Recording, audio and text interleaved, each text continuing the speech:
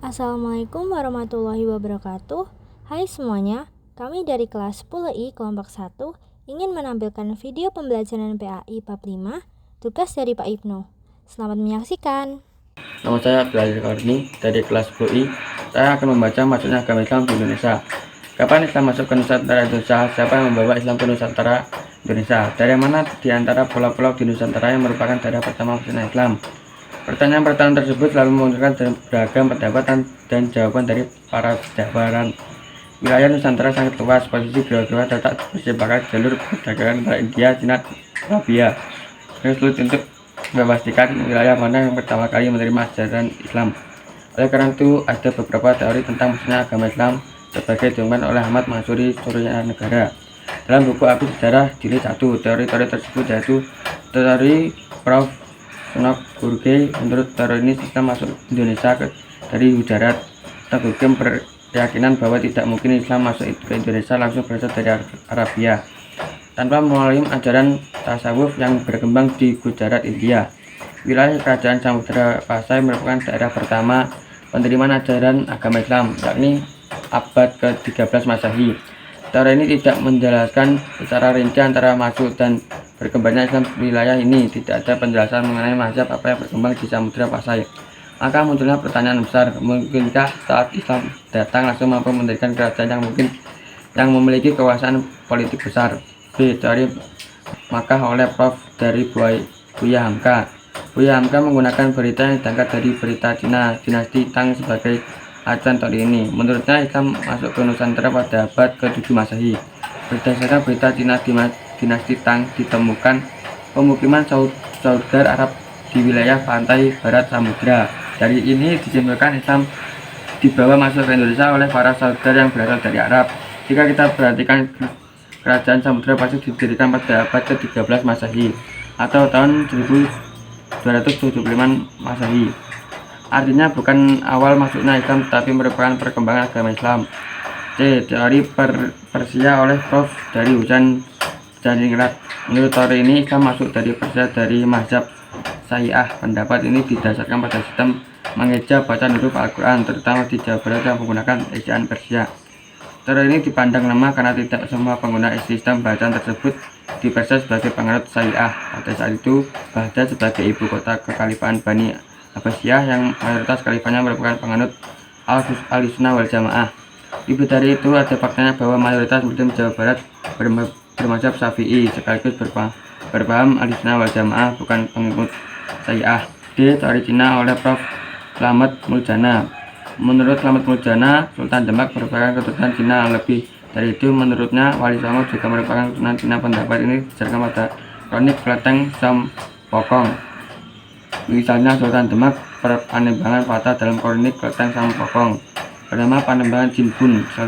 Sultan Trenggana disebut dengan nama Tungkalo, sedangkan Wali Songo Sunan Ampel dengan nama Bangwisu, Sunan Gunung Jati dengan nama Tohabu.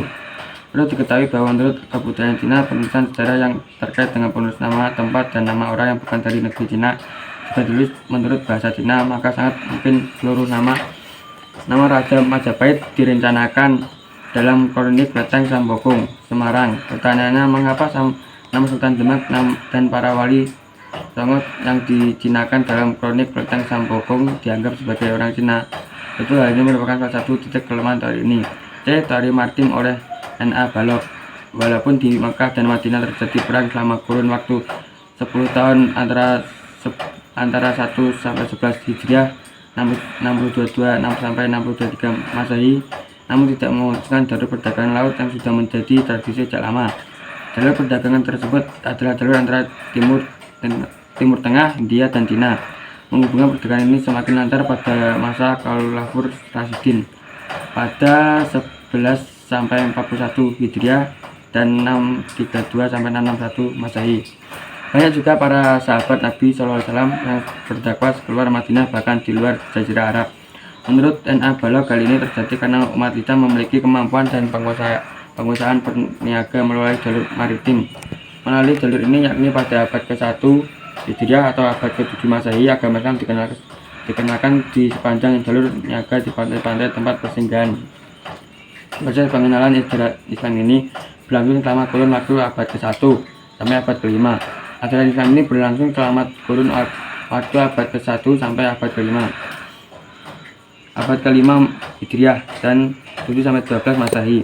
Fase berikutnya adalah pengembangan agama Islam. Terjadi mulai abad ke-6 Hijriah sampai ke pelosok Indonesia. Saudagar pribumi berperan penting dalam proses pengembangan agama Islam di pedalaman-pedalaman. Dimulai dari Aceh pada abad ke-9 Masehi dan diikuti tumbuh dan berkembang kerajaan Islam di berbagai wilayah. Perkenalkan, nama saya Faizal Fatul Mukhairah, nomor absen 5. Di sini saya akan menyampaikan materi perkembangan kesultanan di Indonesia. Masa perkembangan agama Islam adalah kurun waktu pada saat umat Islam telah membangun kesultanan sebagai bentuk kekuasaan politik. Sebagai contoh, Kesultanan Samudra Pasai di Sumatera Utara pada abad ke-13 Masehi, Kesultanan Leran di Gresik, Jawa Timur pada abad ke-11 Masehi. Perkembangan Islam di Indonesia semakin meluas, seiring dengan banyaknya raja-raja Hindu yang memeluk Islam. Dengan demikian, terbentuklah Kesultanan Islam di berbagai wilayah di Indonesia.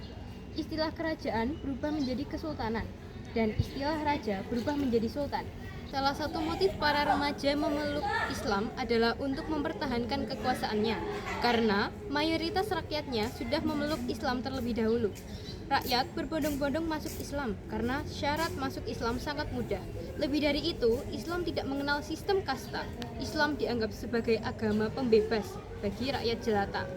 Tumbuhnya Kesultanan Islam di Indonesia tidak dapat dilepaskan dari sebab timbulnya politik di luar Indonesia. Periode Khulafaur Rasyidin, Bani Umayyah, Bani Abbasiyah, Fatimiyah, hingga Kesultanan Turki Utsmani. Kemudian diikuti dengan runtuhnya pengaruh Hindu-Buddha di India dan munculnya kerajaan Moghul. Perkembangan Islam di Peking, Cina berpengaruh terhadap pertumbuhan masjid, pesantren, baik di dalam maupun di luar Jawa. Untuk mengetahui perkembangan mazhab Syafi'i yang dianut mayoritas oleh masyarakat Indonesia, termasuk di Kesultanan Samudra Pasai, dapat diketahui dari catatan Ibnu Battuta atau penjelajah Muslim dari Maroko yang bernama lengkap Abu Abdullah Muhammad bin Abdullah Al-Lawati At-Tanji bin Battuta, yang pernah berkunjung ke Kesultanan Samudra Pasai pada tahun 745 sampai 746 Hijriah atau 1345 Masehi. Pada catatan tersebut dijelaskan bahwa di Gujarat berkembang madhab Syiah, sedangkan Kesultanan Samudra Pasai adalah bermadhab Syafi'i. Perbedaan madhab antara Gujarat dan Samudra Pasai inilah yang dijadikan alasan oleh Buya Hamka untuk menolak teori Gujarat. Jika benar bahwa agama Islam berasal dari Gujarat seperti pendapat Snokhur Goronje dan wilayah pertama penerima ajaran Islam adalah Samudra Pasai, maka dapat dipastikan bahwa Samudra Pasai akan bermadhab Syiah. Menurut Ibnu Battuta, Kesultanan Samudra Pasai bermadhab Syafi'i, bukan madhab Syiah. Oleh karena itu, Buya Hamka berkeyakinan bahwa Islam dibawa langsung oleh saudagar dari Mekah, bukan dari Gujarat. Sejarawan Belanda pada masa kolonial membagi periodisasi sejarah Indonesia menjadi 1. Zaman animisme dan dinamisme, 2. Zaman Hinduisme dan Buddhisme, ketiga, zaman Islamisme, yang keempat, zaman Katolikisme dan Protestanisme. Bertolak dari periodisasi ini, sejarah Islam dituliskan setelah kerajaan Majapahit mengalami kemunduran pada abad ke-15 Masehi. Tidak dijelaskan bahwa sejak abad ke-7 agama Islam sudah mulai didakwahkan di Indonesia. Akibatnya, Islam dianggap baru masuk dan dikenal oleh masyarakat Indonesia pada abad ke-15 Masehi. Dibuktikan dengan berdirinya Kesultanan Demak dan kiprah Wali Songo dalam menyebarkan Islam pada abad ke-15. Padahal, abad ke-15 termasuk periode perkembangan Islam di Indonesia, bukan periode masuknya agama Islam ke Indonesia yang terjadi pada kurun waktu abad ke-7 Masehi atau 1 Hijriah. Perkenalkan, nama saya Hapsari Rismariani Bagia, absen 10. Saya akan menjelaskan tentang tokoh penyebar ajaran agama Islam di Indonesia. Yang pertama adalah Sultan Malik As-Saleh, 1267 sampai 1297 Masehi. Murasilu atau Sultan Malik As-Saleh merupakan pendiri dan raja pertama Samudra Pasai, berdiri pada tahun 1267 Masehi. Murasilu memeluk Islam berkat pertemuannya dengan Syekh Ismail dari Mekah. Setelah masuk Islam, Murasilu bergelar Sultan Malik As-Saleh dan berkuasa selama 29 tahun. Kesultanan Samudra Pasai merupakan gabungan dari kerajaan Perlat dan kerajaan Pasai. Di nisan Sultan Malik As-Saleh tertulis aksara Arab, yang terjemahannya, ini adalah makam almarhum yang diampuni, yang kuat dalam beribadah, sang penakluk yang bergelar Sultan Malik As-Saleh. Yang kedua adalah Sultan Ahmad, 1326 sampai 1348 Masehi. Beliau merupakan Sultan Samudra Pasai yang ketiga, bergelar Sultan Malik Al-Tahir II.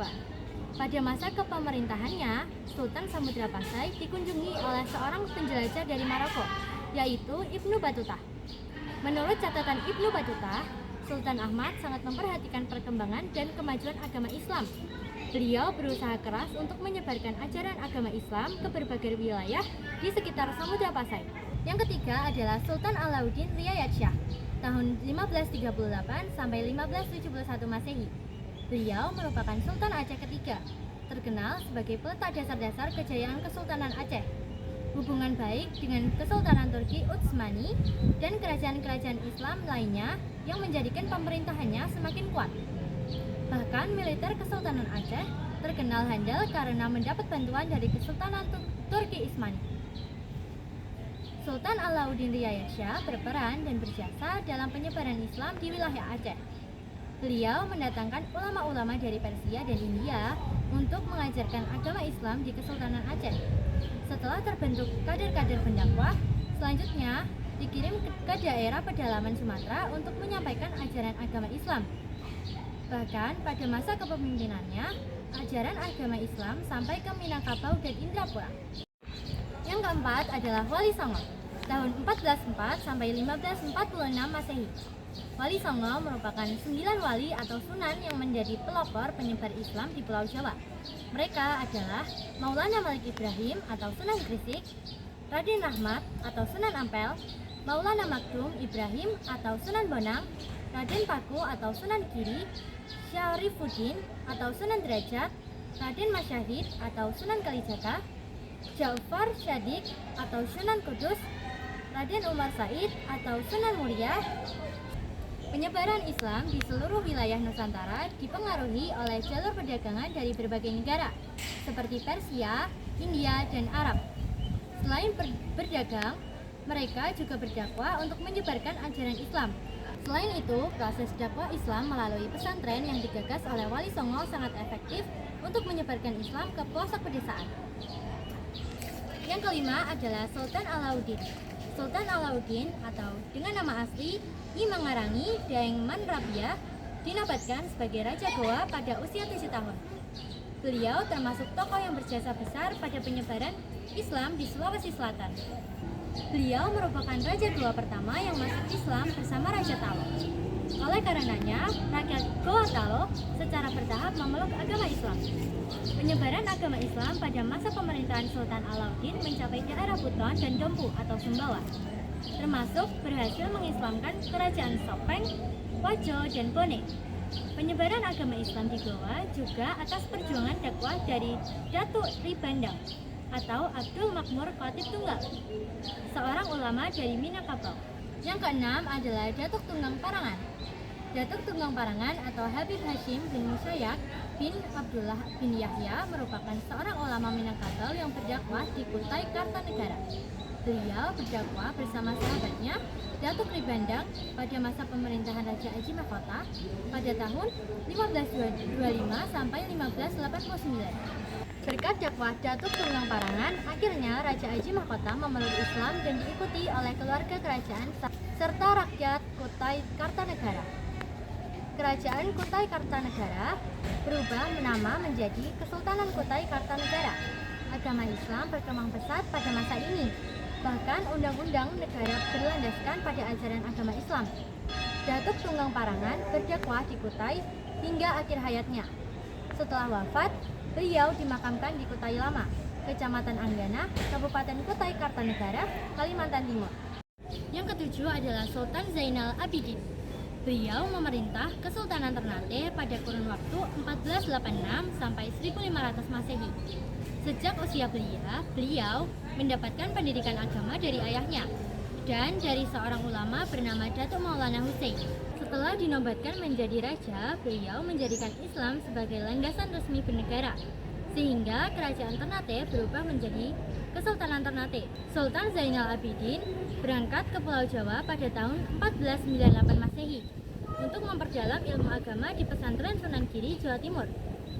Sekembalinya dari Jawa, beliau mengajak ulama-ulama terkemuka, di antaranya Tuhu Bahanul untuk membantu dakwah di seluruh Maluku.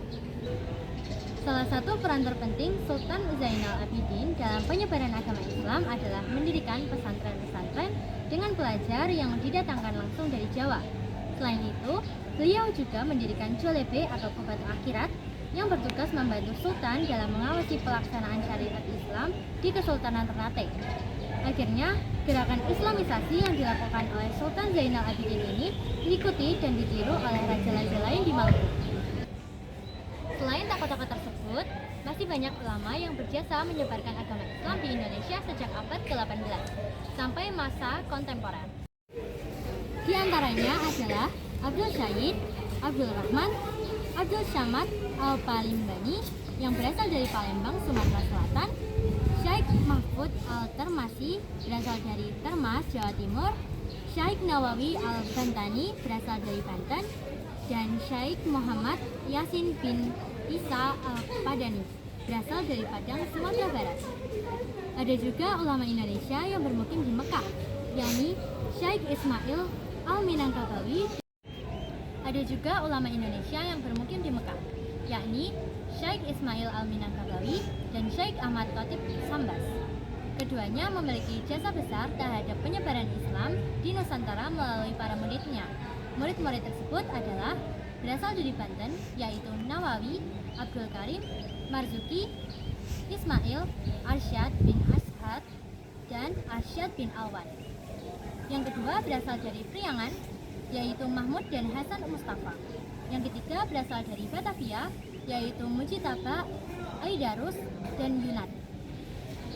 Yang keempat adalah berasal dari Sumbawa, yaitu Umar dan Zainuddin. Ke-13 ulama tersebut ada juga yang kembali ke Nusantara. Adapun yang menetap atau mukimin Ini adalah Haramain. karya para Meskipun ulama menjadi di mukimin Indonesia. di sana, mereka tetap ikut andil dalam penyebaran agama Islam di Indonesia.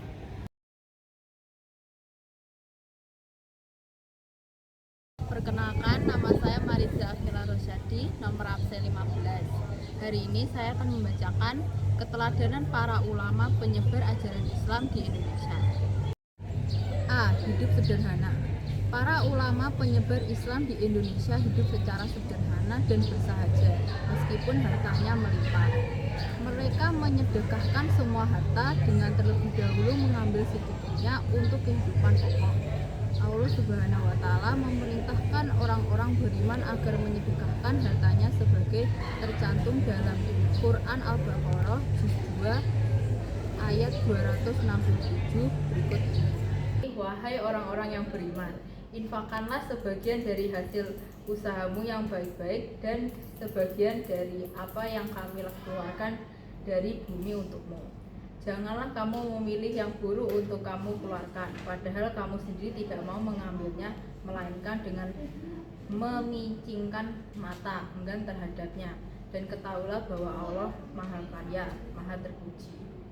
Perintah Allah di atas sudah dilakukan oleh para nabi Shallallahu Alaihi Wasallam, seperti Abu Bakar radhiyallahu anhu, Utsman bin Affan radhiyallahu anhu, Umar bin Khattab radhiyallahu anhu, Ali bin Abi Thalib radhiyallahu anhu, dan sahabat lainnya.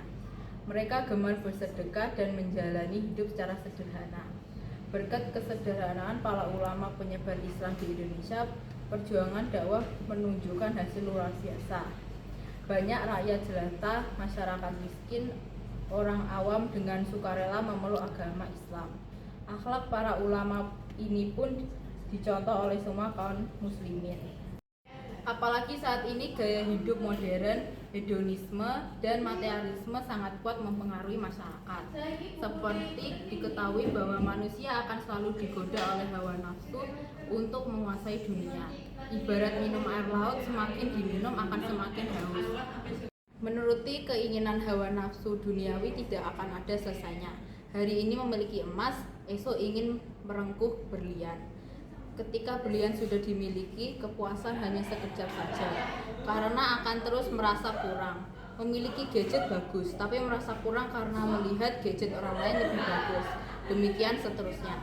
Sungguh tak akan ada yang mampu menghentikan keinginan tak berujung ini kecuali kematian. Saat itulah semua ambisi duniawi sirna seketika.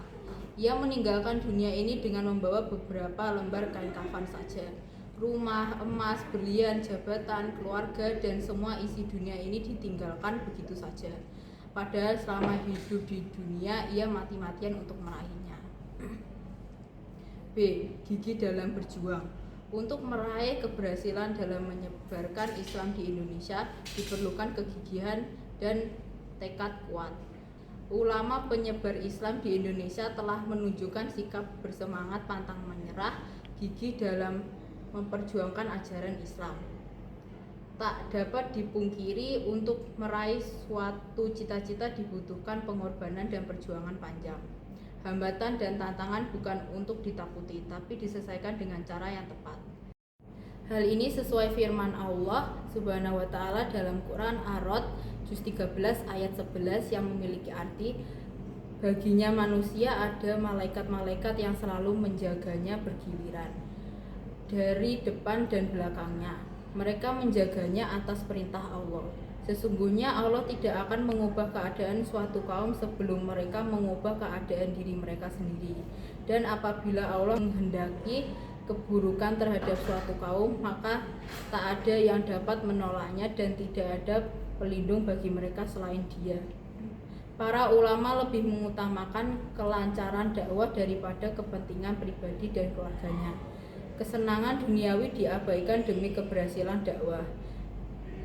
Medan dakwah yang berat berupa lautan, hutan belantara, dan ancaman musuh tidak menyurutkan tekad perjuangan dakwah.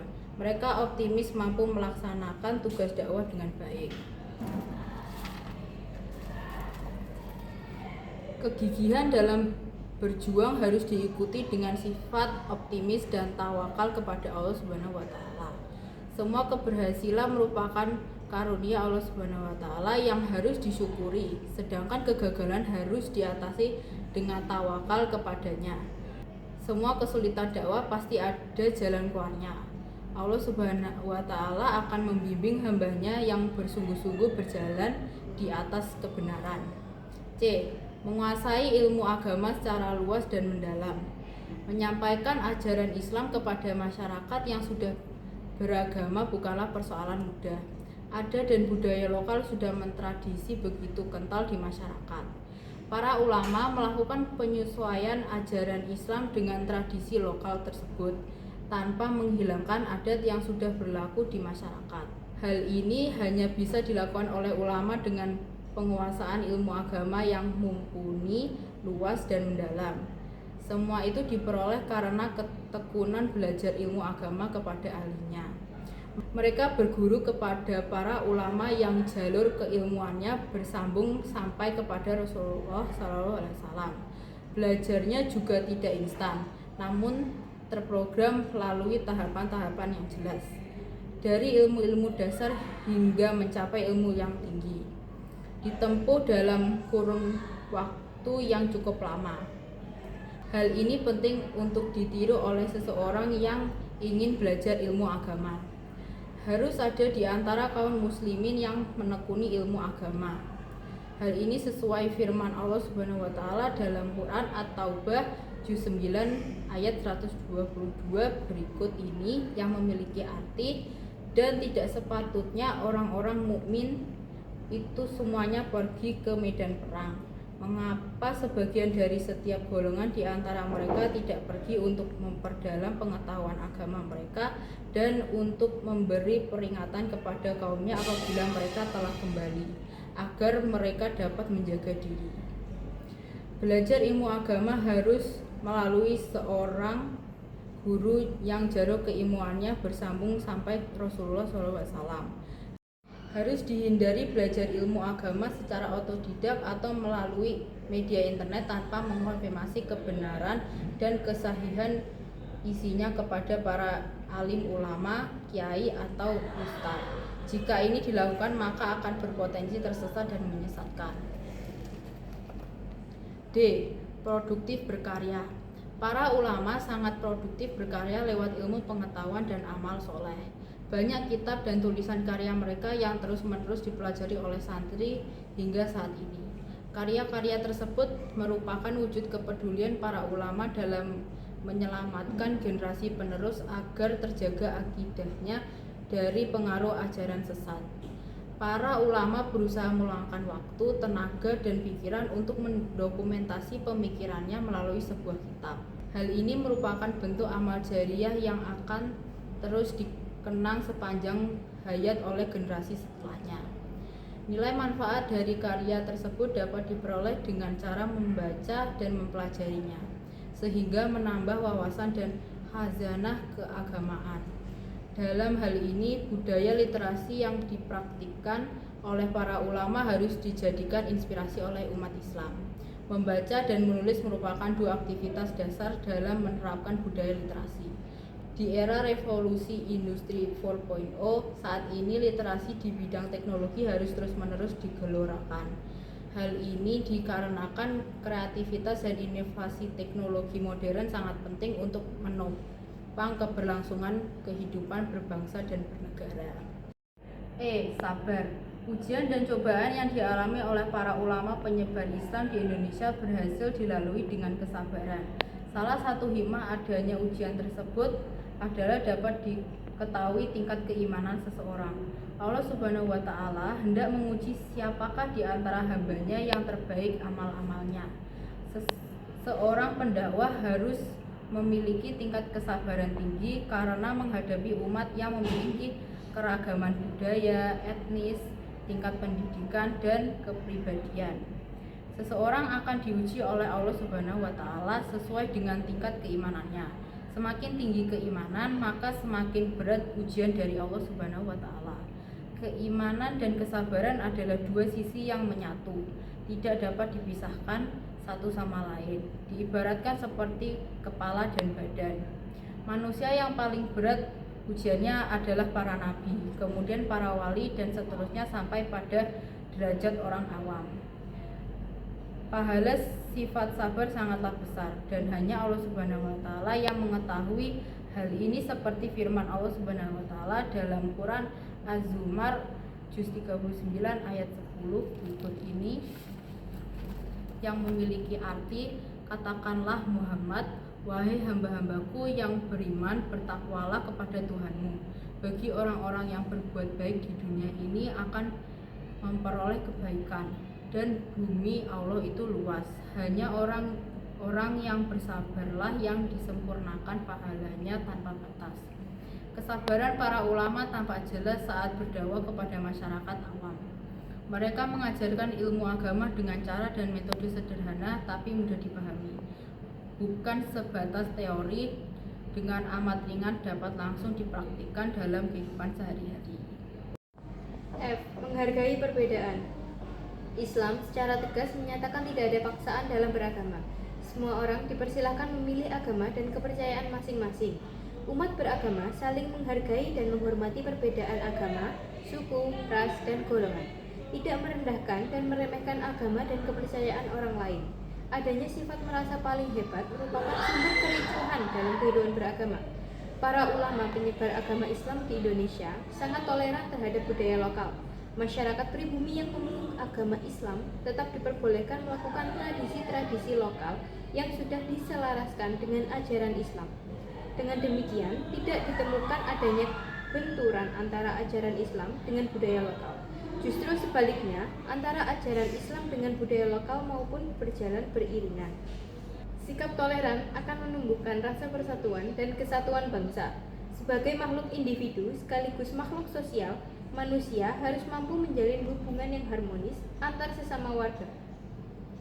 Sifat saling menghargai perbedaan dapat ditumbuhkan dengan saling mengenal antar umat beragama, ras, suku, dan golongan.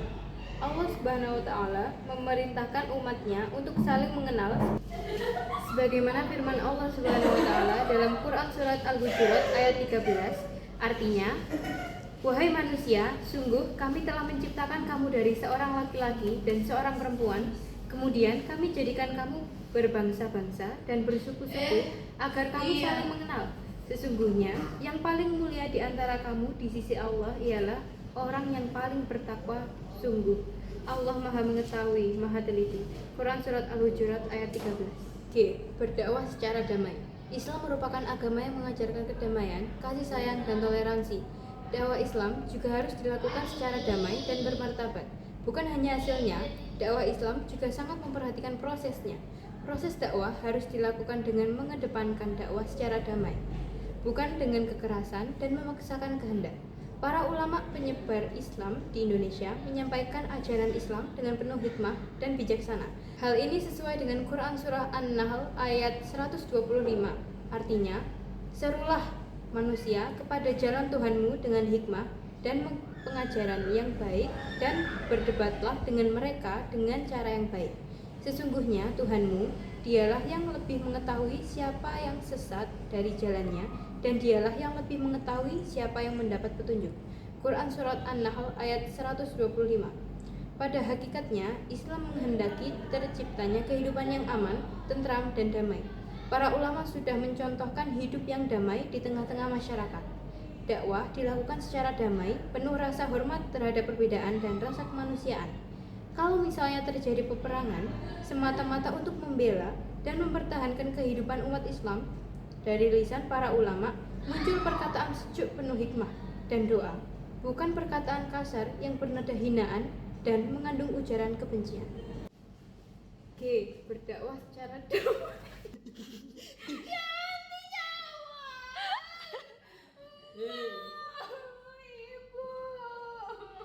Semua orang dipersilahkan memilih agama dan kepercayaan masing-masing. Umat orang Mereka menggunakan berbagai saluran dakwah, diantaranya kebudayaan, kesenian, pendidikan, pernikahan, perdagangan, dan politik. Bergelar Sultan Malik Al-Tahir II pada masa kepemimpinan. Apalagi saat ini gaya hidup modern. Saya hapus. G. Berdakwah secara damai. Islam merupakan agama yang mengajarkan kedamaian, kasih sayang, dan toleransi. Dakwah Islam juga harus dilakukan secara damai dan salah satu motif Hal ini sesuai firman Allah dalam Quran Ar-Rod juz 13 ayat. Hal ini sesuai firman Allah. Balen.